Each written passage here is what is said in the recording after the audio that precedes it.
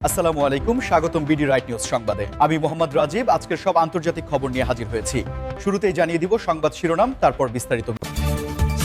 ইসরায়েলের হামলায় ইরানের বৃহত্তম পেট্রোকেমিক্যাল স্থাপনা প্রায় ধ্বংস।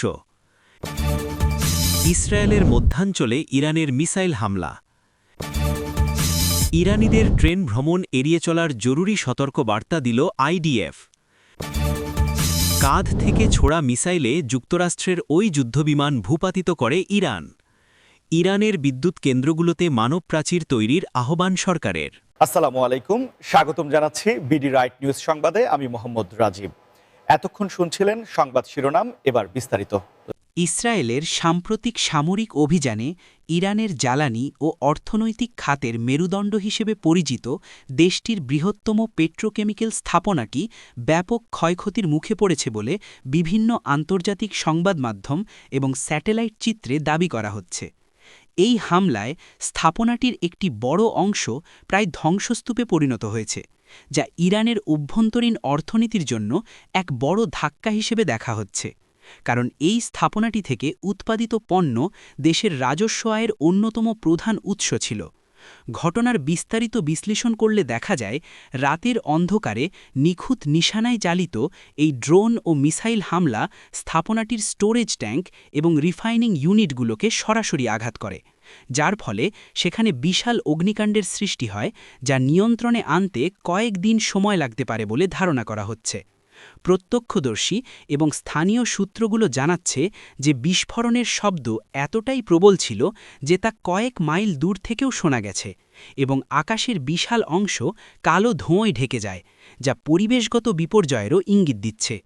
বিশেষজ্ঞরা মনে করছেন, ইসরায়েলের এই পদক্ষেপটি ছিল মূলত ইরানের অর্থনৈতিক সক্ষমতাকে পঙ্গু করে দেওয়ার একটি কৌশলগত প্রচেষ্টা, যাতে দেশটি তাদের সামরিক কার্যক্রম পরিচালনার জন্য প্রয়োজনীয় তহবিল সংগ্রহে বাধার সম্মুখীন হয়। এই ঘটনার পর বিশ্ববাজারে জ্বালানি তেলের দাম নিয়ে এক ধরনের অস্থিরতা তৈরি হয়েছে এবং অনেক দেশই এখন তাদের সরবরাহ ব্যবস্থা নিয়ে নতুন করে ভাবতে শুরু করেছে।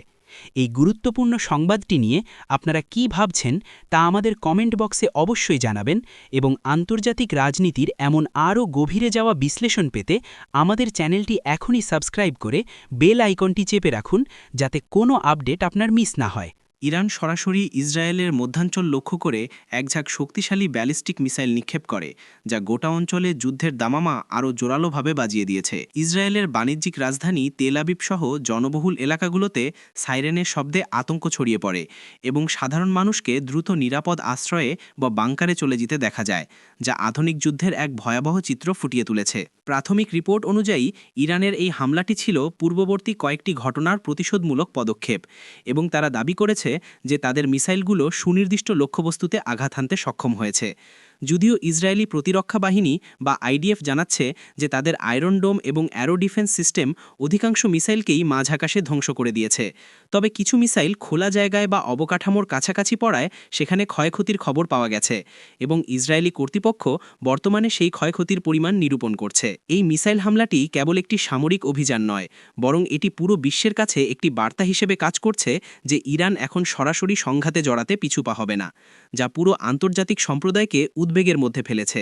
সাধারণ মানুষ যারা এই পরিস্থিতির শিকার হচ্ছে, তাদের নিরাপত্তা এবং ভবিষ্যৎ এখন বড় ধরনের অনিশ্চয়তার মুখে এবং বিশ্বনেতারা বারবার শান্তি বজায় রাখার আহ্বান জানালেও পরিস্থিতির কোনো উন্নতি লক্ষ্য করা যাচ্ছে না। ভিডিওটি যদি আপনার তথ্যবহুল মনে হয় তবে একটি লাইক দিতে ভুলবেন না এবং অন্যদের সচেতন করতে ভিডিওটি শেয়ার করুন। ইসরায়েলের প্রতিরক্ষা বাহিনী বা আইডিএফ সম্প্রতি ইরানি নাগরিকদের উদ্দেশ্যে একটি নজিরবিহীন এবং জরুরি সতর্ক বার্তা জারি করেছে, যেখানে তাদের ট্রেন বা রেলপথে ভ্রমণ এড়িয়ে চলার পরামর্শ দেওয়া হয়েছে, যা নিয়ে সামাজিক যোগাযোগ মাধ্যম এবং আন্তর্জাতিক মহলে ব্যাপক তোলপাড় শুরু হয়েছে। আইডিএফের পক্ষ থেকে দাবি করা হয়েছে যে ইরানের যোগাযোগ ও পরিবহন ব্যবস্থা, বিশেষ করে রেল নেটওয়ার্ককে সামরিক কাজে ব্যবহার করা হচ্ছে এবং সেখানে যে কোনো সময় বড় ধরনের যান্ত্রিক গোলযোগ বা নাশকতামূলক ঘটনা ঘটতে পারে, যা সাধারণ যাত্রীদের জীবনের জন্য বড় ঝুঁকি তৈরি করবে।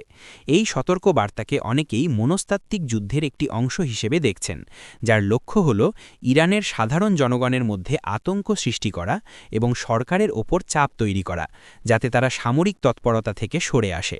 তবে ইরানের পক্ষ থেকে এই সতর্ক বার্তাকে ভিত্তি ভিত্তিহীন অপপ্রচার বলে উড়িয়ে দেওয়া হয়েছে এবং তারা দাবি করেছে যে তাদের পরিবহন ব্যবস্থা সম্পূর্ণ নিরাপদ এবং জনগণের সেবা নিশ্চিত করতে তারা বদ্ধপরিকর। তবুও সাধারণ ইরানিদের মধ্যে এক ধরনের দ্বিধা ও ভয় কাজ করছে, কারণ এর আগেও সাইবার হামলার মাধ্যমে ইরানের বিভিন্ন অবকাঠামো অচল করে দেওয়ার নজির রয়েছে। তাই ট্রেনের মতো একটি গুরুত্বপূর্ণ গণপরিবহন নিয়ে এমন সতর্ক বার্তা হালকাভাবে নেওয়ার সুযোগ নেই। এই বিষয়ে আপনাদের মতামত আমাদের জন্য খুব গুরুত্বপূর্ণ। আপনি কি মনে করেন এটি শুধুই একটি মনস্তাত্ত্বিক চাল, নাকি এর পেছনে বড় কোনো সামরিক পরিকল্পনার আভাস রয়েছে? আপনার মূল্যবান মন্তব্য নিচে লিখে জানান। আইডিএফের এই ধরনের সরাসরি বার্তা দেওয়া প্রমাণ করে যে যুদ্ধ এখন কেবল সীমান্ত বা রণক্ষেত্রে সীমাবদ্ধ নেই, বরং এটি সাধারণ মানুষের দৈনন্দিন জীবনের প্রতিটি ক্ষেত্রে প্রবেশ করেছে এবং তথ্য প্রযুক্তির যুগে এই ধরনের সতর্কতা জনমনে ব্যাপক প্রভাব বিস্তার করে, যা একটি দেশের স্থিতিশীলতা নষ্ট করতে যথেষ্ট। সাম্প্রতিক এক চাঞ্চল্যকর তথ্যে দাবি করা হচ্ছে যে ইরানের আকাশসীমায় অনুপ্রবেশের চেষ্টা করার সময় যুক্তরাষ্ট্রের একটি অত্যাধুনিক যুদ্ধবিমান কাঁধ থেকে ছোড়া মিসাইল বা ম্যানপ্যাডসের মাধ্যমে ভূপাতিত করা হয়েছে, যা সামরিক বিশেষজ্ঞদের অবাক করে দিয়েছে। এই ঘটনাটি যদি সত্য হয়, তবে তা হবে যুক্তরাষ্ট্রের বিমান প্রতিরক্ষা প্রযুক্তির জন্য একটি বড় চ্যালেঞ্জ, কারণ অত্যন্ত ব্যয়বহুল এবং উন্নত প্রযুক্তির এই যুদ্ধবিমানগুলো সাধারণত এই ধরনের ছোট মিসাইল থেকে রক্ষা পাওয়ার জন্য স্বয়ংক্রিয় সুরক্ষা ব্যবস্থা বা ফ্লেয়ার ব্যবহার করে থাকে। প্রাথমিক খবরে বলা হচ্ছে ইরানের বিশেষ বাহিনী অত্যন্ত গোপনীয়তার সাথে এই অপারেশনটি পরিচালনা করেছে এবং তারা দাবি করেছে যে তাদের কাছে এমন সব উন্নত প্রতিরক্ষা সরঞ্জাম রয়েছে যা যে কোনো আধুনিক যুদ্ধবিমানকে নির্ভুলভাবে আঘাত করতে সক্ষম। এই ঘটনার পর পেন্টাগন বা যুক্তরাষ্ট্রের পক্ষ থেকে কোনো আনুষ্ঠানিক নিশ্চিতকরণ না আসলেও মধ্যপ্রাচ্যের আকাশসীমায় মার্কিন সামরিক বিমানগুলোর তৎপরতা নিয়ে নতুন করে প্রশ্ন উঠছে এবং এই ঘটনাটি ওয়াশিংটন ও তেহরানের মধ্যে উত্তেজনাকে যুদ্ধের দ্বারপ্রান্তে নিয়ে যেতে পারে বলে আশঙ্কা করা হচ্ছে।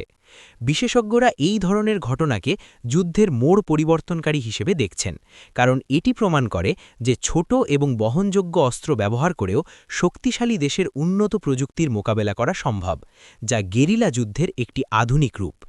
আমাদের ভিডিওগুলো যদি আপনার ভালো লাগে, তবে নিয়মিত আপডেট পেতে চ্যানেলটি সাবস্ক্রাইব করে রাখুন এবং বন্ধুদের সাথে আলোচনা করুন এই পরিস্থিতির ভবিষ্যৎ নিয়ে। ইরানের এই ধরনের সাহসিকতা বা সামরিক সক্ষমতার প্রদর্শন মধ্যপ্রাচ্যে মার্কিন আধিপত্যের জন্য একটি বড় পরীক্ষা হতে পারে এবং এই ঘটনার রেশ ধরে আগামীতে আন্তর্জাতিক কূটনীতিতে বড় ধরনের মেরুকরণ ঘটার সম্ভাবনা প্রবল হয়ে উঠেছে, যা বিশ্ব শান্তির জন্য মোটেও সুখকর নয়। ইরানের জ্বালানি ও বিদ্যুৎ অবকাঠামোগুলোতে সম্ভাব্য হামলা ঠেকাতে দেশটির সরকার সাধারণ জনগণের প্রতি একটি বিতর্কিত আহ্বান জানিয়েছে, যেখানে বিদ্যুৎ কেন্দ্রগুলোর আশেপাশে মানব প্রাচীর তৈরি করার কথা বলা হয়েছে, যাতে শত্রুপক্ষ হামলার সাহস না করে। এই আহ্বানে বলা হয়েছে যে বিদ্যুৎ কেন্দ্রগুলো দেশের জাতীয় সম্পদ এবং এগুলোর সুরক্ষা নিশ্চিত করা প্রতিটি নাগরিকের দায়িত্ব। তাই যুদ্ধের সময় এই স্পর্শকাতর স্থাপনাগুলোকে রক্ষা করতে সাধারণ মানুষ যেন ঢাল হিসেবে কাজ করে। আন্তর্জাতিক আইন এবং মানবাধিকার সংস্থাগুলো এই ধরনের পদক্ষেপে তীব্র সমালোচনা করেছে, কারণ বেসামরিক নাগরিকদের যুদ্ধের সময় সামরিক বা কৌশলগত স্থাপনার সুরক্ষায় ব্যবহার করা যুদ্ধাপরাধের শামিল হতে পারে এবং এটি সাধারণ মানুষের জীবনকে চরম ঝুঁকির মুখে ফেলে দেয়। তবে ইরান সরকারের পক্ষ থেকে দাবি করা হচ্ছে যে এটি মূলত জনগণের স্বতঃস্ফূর্ত দেশপ্রেমের বহিঃপ্রকাশ এবং দেশের অবকাঠামো রক্ষায় তারা যে কোনো ত্যাগ স্বীকার করতে প্রস্তুত রয়েছে, যা নিয়ে দেশের অভ্যন্তরেও মিশ্র প্রতিক্রিয়া দেখা দিয়েছে। অনেক বিশ্লেষক মনে করছেন সরকার আসলে এই ধরনের আবেগপ্রবণ ডাক দিয়ে সাধারণ মানুষকে যুদ্ধের সাথে সরাসরি যুক্ত করতে চাচ্ছে, যাতে কোনো হামলা হলে তারা বিশ্ববাসীর কাছে সহমর্মিতা পেতে পারে।